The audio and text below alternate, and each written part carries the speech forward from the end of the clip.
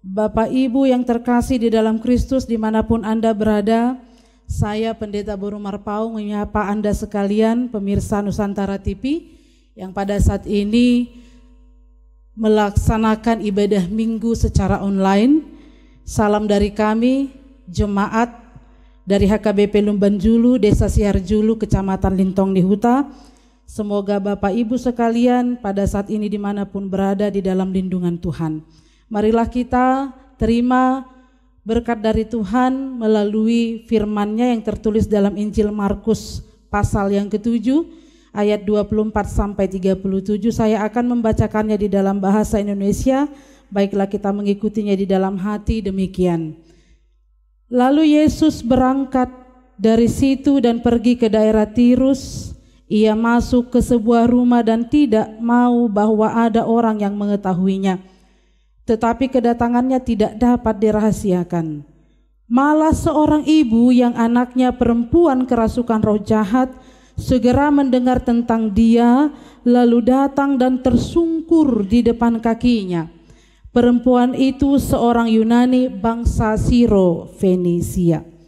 Ia memohon kepada Yesus untuk mengusir setan itu dari anaknya. Lalu Yesus berkata kepadanya, "Biarlah anak-anak kenyang dahulu, sebab tidak patut mengambil roti yang disediakan bagi anak-anak dan melemparkannya kepada anjing." Tetapi perempuan itu menjawab, "Benar Tuhan, tetapi anjing yang di bawah meja juga makan remah-remah yang dijatuhkan anak-anak." Maka kata Yesus kepada perempuan itu, "Karena kata-katamu itu, pergilah sekarang, sebab setan itu sudah keluar dari anakmu." Perempuan itu pulang ke rumahnya, lalu didapatinya anak itu berbaring di tempat tidur, sedang setan itu sudah keluar. Kemudian Yesus meninggalkan pula daerah Tirus dan dengan melalui Sidon pergi ke Danau Galilea di tengah-tengah daerah Dekapolis. Di situ orang membawa kepadanya seorang yang tuli dan yang gagap dan memohon kepadanya supaya ia meletakkan tangannya atas orang itu.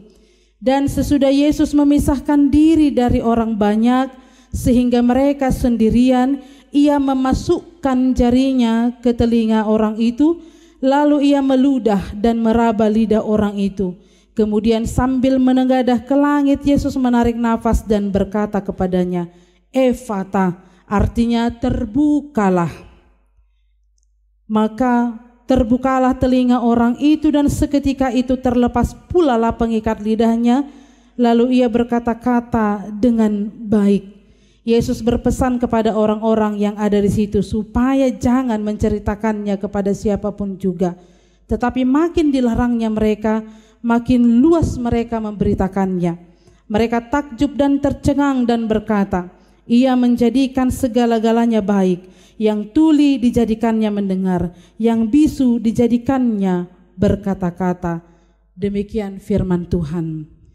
Ibu bapak yang terkasih dalam Kristus Yesus, bagaimana perasaan ibu bapak sekarang ketika secara tiba-tiba anak ibu bapak di rumah mengatakan kepada ibu bapak sekalian, entah dari mana datangnya, berkata, "Bapak atau Ibu, aku ingin sekali mati dan pergi ke surga bersama Yesus karena di sana tidak ada rasa sakit." Lalu dikatakannya lagi kepada ibu bapak sekalian, "Kamu bisa bunuh diri dan pergi bersamaku. Lepaslah rasa sakit itu, kita berdua di surga di dalam kepolosan seorang anak." Ibu bapak yang terkasih dalam Kristus, yang baru saja saya katakan, pengandaian itu adalah perkataan seorang anak kecil bernama Annabel Bim. Mungkin kita sudah tahu sebagian dari kita, yang saat 4 tahun dia didiagnosa menderita sakit penyakit usus yang sangat membahayakan, yang tidak memungkinkan dia untuk makan secara normal, tapi harus menggunakan selang namanya motilitas pseudo-obstruksi. Itu nama gangguan yang menyebabkan dia sakit. Lalu karena sakit yang mendalam dia rasakan, Diucapkannya lah perkataan tadi kepada ibunya, sudah sangat sakit yang kurasakan. Baiklah aku mati saja, lalu aku pergi ke surga, di sana akan kudapatkan kebahagiaan. Sakit ini tidak akan kurasakan lagi. Kau bisa pergi bersama dengan aku. Dia katakan demikian. Itu karena sakit penyakit yang dia derita.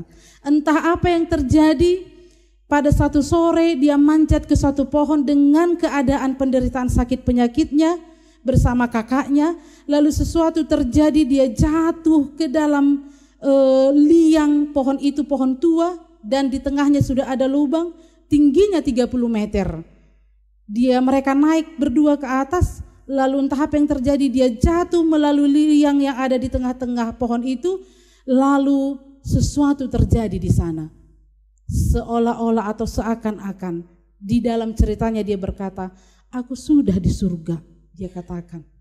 Lalu orang-orang di sekitarnya, keluarga sangat panik, menelepon petugas damkar untuk menyelamatkan masuk. Karena posisi pohon tua itu sangat rentan untuk ambruk, maka sangat sulit untuk diselamatkan anak itu, Annabel Bim, di usianya yang ke-11 tahun. 7 tahun dia menderita penyakit demikian. Oleh karena itu kuasa Tuhan terjadi, dia selamat dari sana, lalu dibawa ke rumah sakit. Ketika dia sembuh, entah apa yang terjadi, penyakitnya itu seolah-olah hilang begitu saja. Lalu ditanya, apa yang kau rasakan, Annabel? Kata ibunya, aku tidak tahu, aku perasaanku ringan, tenang, tidak ada lagi sakit, dia katakan. Tapi ada yang perlu ku beritahu padamu, ibu, dia berkata demikian. Ketika aku jatuh di lubang pohon itu, sesuatu terjadi padaku. Aku melihat Tuhan, aku berada di surga, sangat senang, tidak ada sakit yang kualami, dia katakan demikian. Lalu penulis menuliskan kisah Annabel Bim itu dalam satu skenario perfilman Miracle in Heaven. Dia sembuh begitu saja, di dalam keyakinannya Tuhan menyembuhkan dia melalui cara yang tidak pernah dia pikirkan. Karena berkali-kali dari kampungnya untuk mencari pengobatan, dokter spesialis terkenal mereka cari, untuk bayaran tertinggi juga mereka berikan, tapi tidak ada kesembuhan. Ibu bapak yang terkasih dalam Kristus Yesus, itu adalah sepenggal kisah dari orang-orang yang percaya pada Tuhan di dalam menghadapi masa-masa sulit, masa-masa suram, masa-masa pelik di dalam kehidupannya. Itu Annabel Bim. Sekarang lihat diri kita, lihat ke dalam. Ketika sakit penyakit itu tidak bisa diobati, seorang ibu yang sama dulu sekali juga melakukan hal yang serupa. Seorang perempuan Yunani dari Siro, Fenisia, memelas kepada Yesus, tolonglah Tuhan, sembuhkan putriku. Bukan bermaksud merendahkan perempuan itu, Tuhan Yesus berkata, biarkanlah anak-anak itu makan dulu sampai kenyang. Maksudnya di sini, keajaiban itu bisa saja dilakukan, tapi biarlah bangsa pilihan itu dulu yang dikenyangkan. Israel maksudnya, keturunan bangsa Yahudi.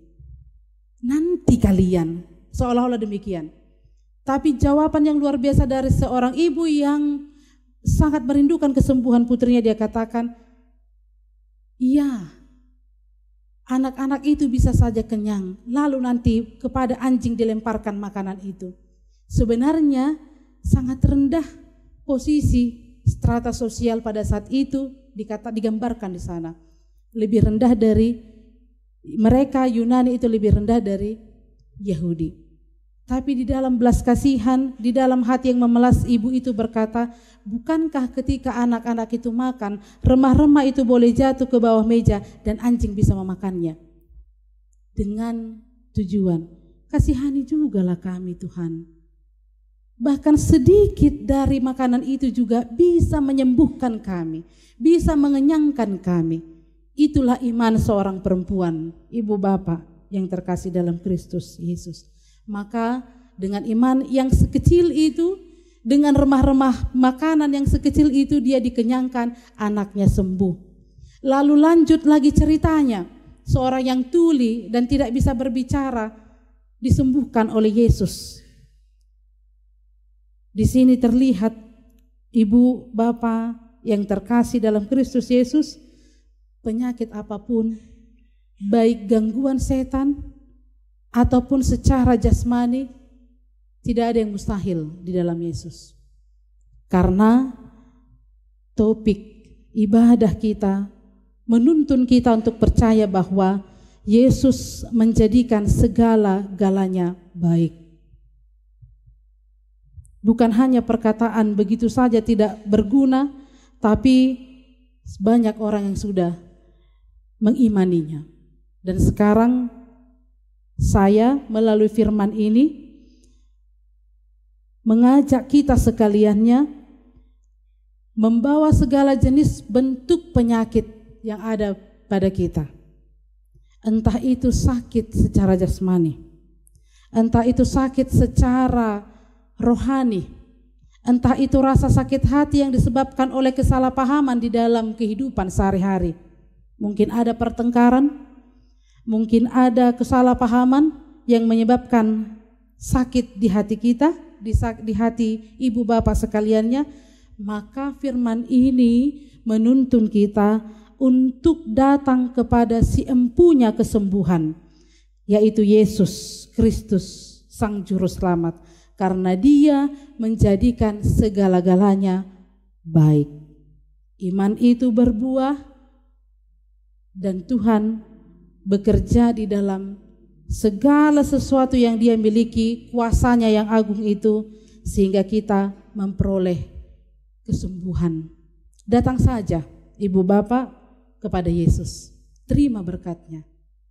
Datang saja kepada Yesus, inilah saatnya. Maka entah sekarang ibu bapak yang berada di rumah, pemirsa Nusantara TV, sedang menderita sakit penyakit yang entah kapan sembuhnya kita tidak tahu, atau mungkin berada di rumah sakit sekarang tergeletak oleh karena sakit penyakit itu, maka lipatlah tangan, tundukkan kepala, meminta di dalam doa. Karena Yesus menjadikan segala-galanya baik. Mari kita datang pada Dia. Di dalamnya ada kesembuhan, di dalamnya ada kelepasan, di dalamnya kita disukakan. Sukacita mendalam ada dalam Yesus. Maka mustahil kita dapatkan ada di luar Yesus, karena segalanya kita dapatkan hanya di dalam Kristus yang menjadikan segala-galanya